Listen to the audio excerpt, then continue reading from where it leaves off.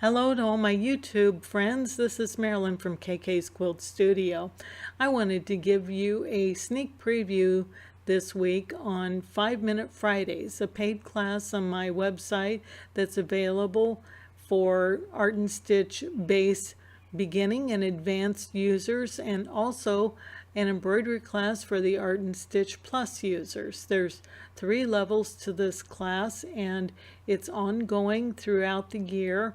We are about halfway through the year, and I thought this would be a good time to show you some of the things we've done. This week in the advanced class, we talked about good quilting designs and what we look for when we lay out a design that we are creating. I grabbed these 2 designs, the star designs from Electric Quilt, and the first one on top is probably not a good choice for computerized long arm system users. This design is not connected, so the stars don't bump up to each other in order that we could stitch them out in one continuous run. Rather, we would have lots of stops and starts, jump stitches, threads to trim, and we don't want that. We want something simpler. So the design in the lower portion of the screen might be a better choice, in that the stars are connected, so you could easily stitch out the outer points of the stars in the wreath, and then continue on by finishing up the design, stitching the inner octagon to finish it off. So that's what we talked about, was what makes good elements to add to a good quilting design when you're creating something. Well, we'll go into Art and Stitch, and we talked about several different edge-to-edge patterns, lettering, but there was a lot to cover in 5 minutes, so I will show you what we did here. I went into the libraries, and under the folders I went to the patchwork folder, and this is where I found my double wedding ring. And you see there are other patchwork blocks that are here. You can also bring in designs from Electric Quilt to use as a backdrop, but this is the one that I chose. And then I went into the feathers folder and selected this feather. I'll bring this one in, we'll drag him over to the side, and I'll show you how I designed this inner design for the dish of my double wedding ring.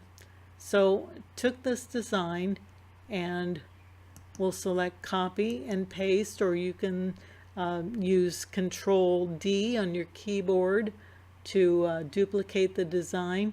And then I want to flip that design, and I'll drag them down together, aligning them sort of by sight. I can select both designs and align them horizontally, or use my left align tool. I think I'll just align them horizontally like that to connect them up, and then I want to go over to connect the objects so that I have the 2 feather designs are now one piece. So how did I get them to fit into the narrow points of the double wedding ring? Well, I went to my reshape tool, and I just simply grabbed the nodes and stretched them out. Of course, I fit my design into this area first, used my alignment tools again to recenter it. And of course, you can use your select tool to grab the corner and resize the design, and then you can continue on to elongate the points of your design. I'd probably go ahead and delete that point just by hitting the delete key if you have any extra points you don't want, and just use your reshape by selecting a node and reshaping the design until it's the way you wish. I'll go ahead and turn off my grid so you can get a better view. There's my design, and it's ready to quilt out, place on my quilt top. And I just wanted to show my users how easy it is to customize the available designs and shapes that are already in Art and Stitch. So I hope that you've enjoyed this video.